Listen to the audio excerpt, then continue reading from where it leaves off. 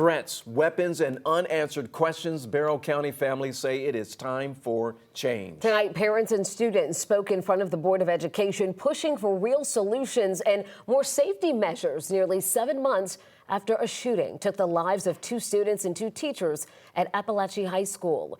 Since the shooting, we have reported on several other threats to school safety, including the arrest of a 14-year-old who deputies say brought a gun to the school in January. We also told you about a high school student from East Point charged with criminal trespassing, accused of sneaking into the school in February and going unnoticed for hours. Well, still, the board has taken some action, adding classroom phones, metal detectors, mental health services, and identification cards as well. And they've also put out a safety survey to hear from the community. 11 Alive's Angelina Salcido was at tonight's board meeting. So, Angelina, what are some of the concerns parents and students have voiced tonight?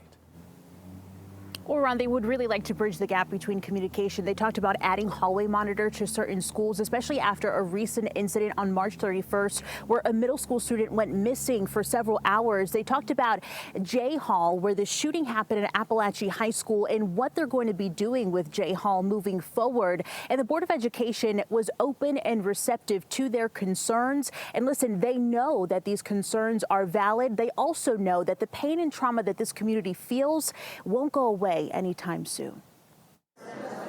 I urge the board to consider increasing the consequences outlined in the student handbook. Students need to know that safety isn't optional, it's expected. Pleading for their community. I'd like to give thanks for all the hard work that has been put into our safety and health up until this moment. Families continue to advocate for the 4 lives lost and those who survived. They deserved a system that protected them before it was too late. Until we see real, lasting change that honors their memory, this work isn't done. The latest safety update in identification system for students in grades 6 through 12. ID decals will be put on their laptops so officials can make sure they belong in the building. Those were delivered last week.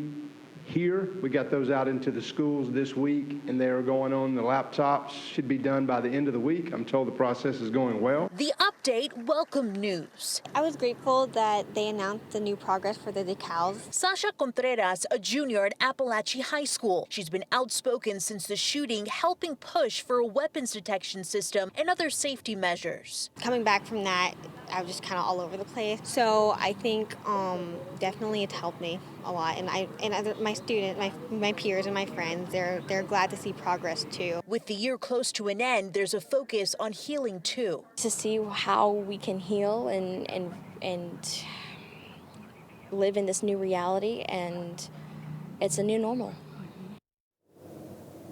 And right now, the district's code of conduct is actually up for review, and parents are actually pushing for harsher penalties for any students that make threats to schools or end up bringing a weapon to schools as well. Parents can log on to the website and actually vote for what they would like to see moving forward. Now, the board will have a work session, and they will also have one more meeting before school wraps up in about 6 weeks. We're live tonight in Winder. Angelina Salcido, 11 Alive News. Angelina, thanks a lot.